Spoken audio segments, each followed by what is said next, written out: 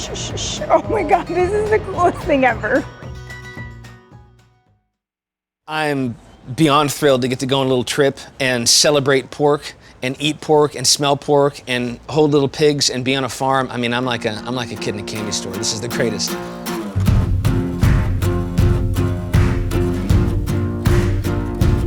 My name's Jeremy Darling. I'm a pork fanatic. Fits real nice, actually. Hi, I'm Kat, and I'm a food enthusiast.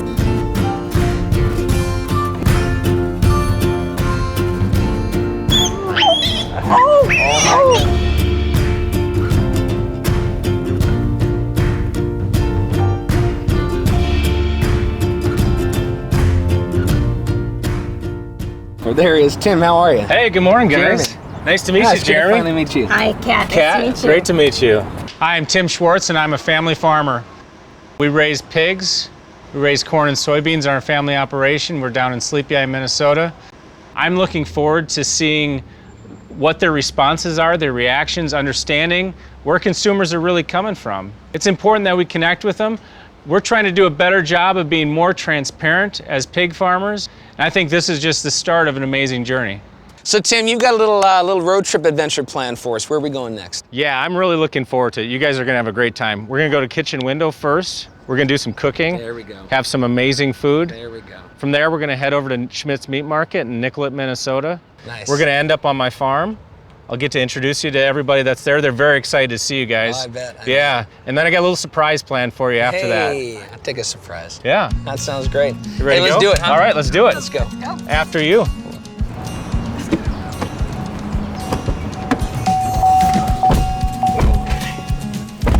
I like your truck. All right. Nice and It's a clean. road trip truck. Time to hit the Here we road. go. Time to eat. So I have terrible memories of pork chops from when I was a kid. Sure. Because they were dry and awful. They were like little hockey pucks. Oh, come on now. So as an adult, I don't think I've ever cooked a pork chop. Sure, and I can appreciate that because sometimes, and that's what people remember, right? The big thing with pork is to make sure you don't overcook it.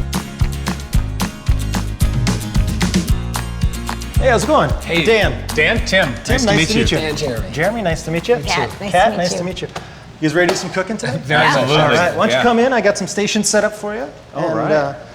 we're gonna make some absolutely delicious cider glazed pork tenderloin sliders Oh, my. with a little cabbage and apple slaw that's got a hint of rosemary in it. So Awesome. Yep. these are super addictive. That sounds great. Before we eat though, I got a little work for you guys to do.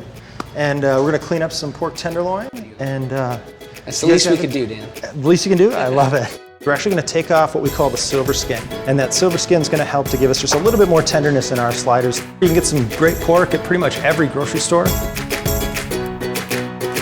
As we start to see that golden brown around the edge of the pan, that's basically when that pork's gonna release from the pan. If the meat's tearing away from itself just a little bit, it's not quite ready and you gotta give it another minute.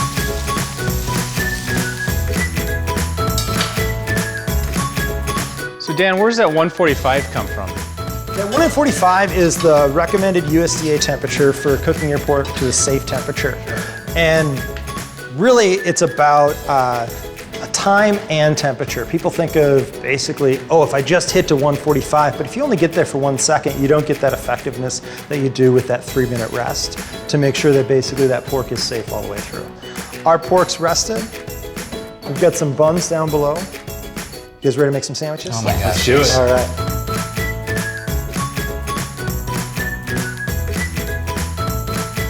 All right, right. we go to dig Opposite into top. these. These are leaners, all right, which means lean over that counter. Oh my gosh. That is good. You guys did all right? I just need a minute. I just need a minute to myself. Holy smoke. That's hands down the best pork slider I've ever had in my life. And I've had good, like, pork belly, pork sliders. Oh gosh. But to have had, like, make it myself and be part of making it together with friends was a trip. And Dan's he's a great teacher. I've never made pork sliders with a tenderloin. I've always made it with pulled pork. So for me, as kind of a pork enthusiast, I guess, it was exciting, it was different, it was new, I liked it, I enjoyed it a lot. Okay, I'm gonna eat one more slider. Then where are we going? We're gonna head down to Schmidt's Meat Market in Nicollet, Minnesota. They're gonna show us kind of how the cuts come and what to look for when you're buying pork. So it'll be really exciting to see that all firsthand. I just want to watch them cut some bacon. Yeah. That's all I want.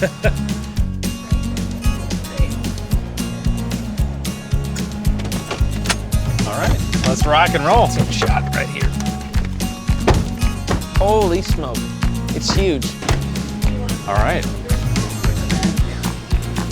What do you think? Wow, there's like lots Amazing, of stuff here. huh? Yeah. Hey, Hey, Ryan, guys. how you doing? Good. How are you guys doing? Good. Hi. Good. Hi. Thanks for coming down today. Oh, it's good to be here. We've been waiting for this moment for a long time. Yeah, you guys interested in seeing anything? Yeah, we actually just got finished playing with some pork loin. Are there some other cuts you can show us? Yeah, I love the versatility of pork. Like we have in our meat counter, you know, we have the bone-in pork loin chop. We have a boneless pork chop. We created a thing we call Minnesota pork chop where we've seasoned it and tenderized it.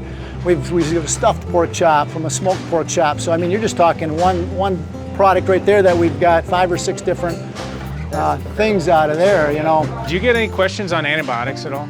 I hear a few questions now and then. And I think it's something that's misunderstood when it comes to antibiotic use. The fact of the matter is farmers like me, pig farmers like me, do a lot of work every day to ensure that the meats that we provide to the consumers don't have antibiotic residue in it. So that's something that's very important to us. Ryan, this is all super fascinating, but I want to see it in action. Can you take us in the back? It's a lifelong dream. Oh my gosh, it's a look. bucket list. Holy smoke. That's as tall as I am. Wow. Is that the liver? Yes. Jeez, Yep. look at Got that. the liver, heart, and tongue. I want to start punching it like Rocky. Liver's huge. So here we have a half a hog that we're gonna cut up for you right now. I'm gonna have Dave, my meat cutter, help me with this. All right. Oh my gosh, it's bigger than the table. It's huge. Here we have a half a hog. And we've got the whole half. This section here is going to be the front shoulder, which consists of the pork shoulder or pork butt on the top half of that. The bottom half is the picnic, and the leg is the foreshank or the hock. The next section we've got is going to be the top piece, is going to be the whole pork loin itself. We've got the ribs and the belly section, and behind that we have the ham, as well as the hind hock. So is the pork tenderloin like the whole The pork section tenderloin here? is a very small piece that sits inside of the spine, that runs underneath the spine to about half of the loin. I think we're about ready to kind of get started into breaking it down. Great. Let's cut it up. Let's cut it up. Let's cut it up, Brian. All right. Oh my gosh.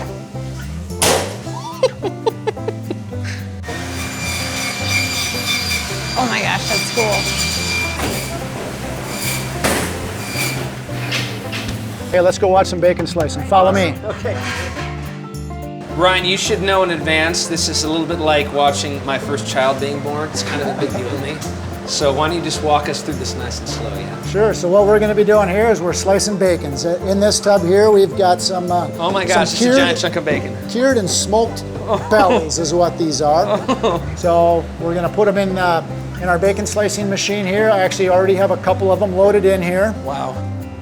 Pretty much ready to roll. So what we usually do is we put 2 slabs on top of each other.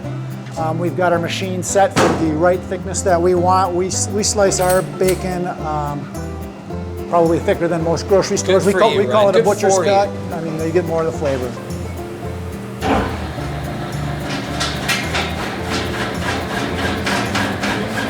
Wow. Oh my gosh, that's really cool. It's the most beautiful sight I've ever seen, Ryan.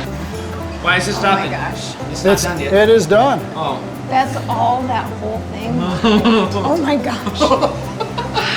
So here's what we've got. We've got sliced bacon. You can't eat it yet.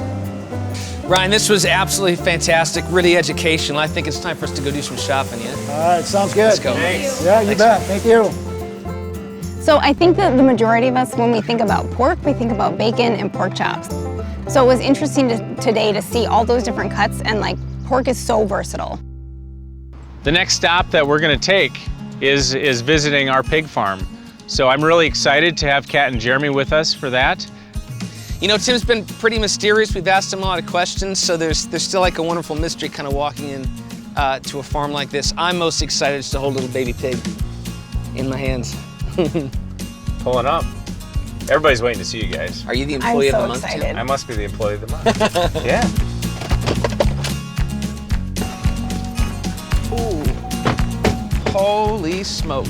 This is beautiful. Welcome. Yeah, this is our Wow. farm. Yeah. Wow. Well, we're finally here. This is super impressive. What's the first place you're going to take us now that we finally landed? Yeah. So what this is a farrowing farm. Okay. Every day, baby piglets are born here. All right. This is kind of a special farm for our family. It's one of the farms that we've kind of grown over the years. Awesome. Well, let's go inside, huh? Everything that we do in our herds is very important to keep them healthy, right? And it's very important that we do every step that we can. So that's why we shower in and out of the farm, to keep the farm clean for that reason, to protect the animals from getting any kind of virus or disease. You guys been there this whole time? Animals are bred, and then they're put into a row to keep everything neat and orderly in the farm. Hey, How do I look, huh? looking good. That's real nice, actually. So let's go inside. This is a gestation barn. Gestation is the period before they farrow, before they give birth. So they're bred, and then they're in gestation, and then they give birth. So for the time when they're pregnant, they're in a barn like this. So as far as the stalls go, the reason they're in them is so that we can do things like directly tailor the feed to the animal's needs. The other reason is that sows are oftentimes aggressive, and they fight. And so that's the reason they're stalled individually. Yeah, a lot safer. Next barn we're going to be going into is a penned barn for gestation. So I hear a lot that pigs are fed hormones. That word sort of comes up a lot in conversations about care for animals on farms. Can you touch on that for a little bit? Yeah, really, hormones aren't fed to pigs. It's illegal, in fact. Wow. Generally, it's corn, soybeans, vitamins, and minerals is pretty much what makes up a pig's diet. So this is a very circular thing. Like you contribute to their crops come in and feed the pigs. Just helping each other. Yeah, and then the manure It's goes amazing. out and fertilizes the corn again, right? It's very sustainable. Yep. Okay, well this is a great preview here. Where are we going next? Next, we're heading to farrowing. We'll see some baby pigs being born. All right, that's what we wait. All right, let's go. This is what I've been most excited about. Let's do it. Room 12 is where we're heading. Let's go in. Okay. This is a my farrowing gosh. room. Oh, they're so itty bitty. Yeah. So, mama and babies. It looks like they just had their fill. Yeah. I'm gonna take a little nap. So this whole area is designed for both the comfort of mommy as well as for the babies. You see the lamp right there? Yeah. That's to keep the babies warm. And it's designed so that she doesn't lay over and crush the babies. Oh, they're so sweet. They are. Yeah. Look at this. He's the runt. Oh, and they still have cords? Yeah, these are fresh born. I think Jeannie and Teresa are in here somewhere. Maybe I'll have someone bring a piglet over for you guys to hold. You go first. Okay. This one was just born not too long ago. It's Oh my God. Hi, little piggy. Oh. Oh my gosh. Oh, I'm sorry. Oh, it's so right. Oh my God, this is the coolest thing ever. The farm was incredible. Both the scope of the farm, the cleanliness of the farm, seeing how the pigs were treated and really cared for by the folks, getting to meet everybody that helped make that farm run. Yeah, Tim, we really appreciate everything you've done here for us, showing us around the farm. The folks are great. The way you care for these pigs, it's really commendable. And we got one more stop in Sleepy Eye, yeah? Yes, sir. All right, let's do it. Let's go. It's beautiful. And it's a beautiful night. Yeah, We lucked out. we're gonna see quite a bit of the community folks out here. Meet some of our local farmers and growers. We've got music, barbecue. You're gonna have an awesome time. This is a good surprise, Tim. Yeah, Yes. it's gonna be fun.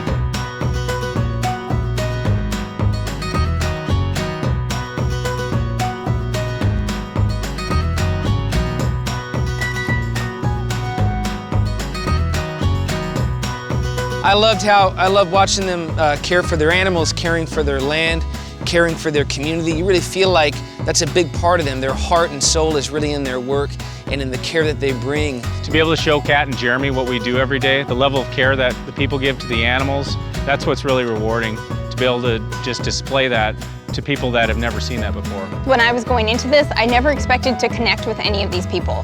I figured, okay, we're gonna go on this little road trip, I'm gonna meet some people, we're gonna talk about pork, we're gonna talk about food. Great, I'm good at that. But to actually like connect with the people I was filming with was not something I was expecting.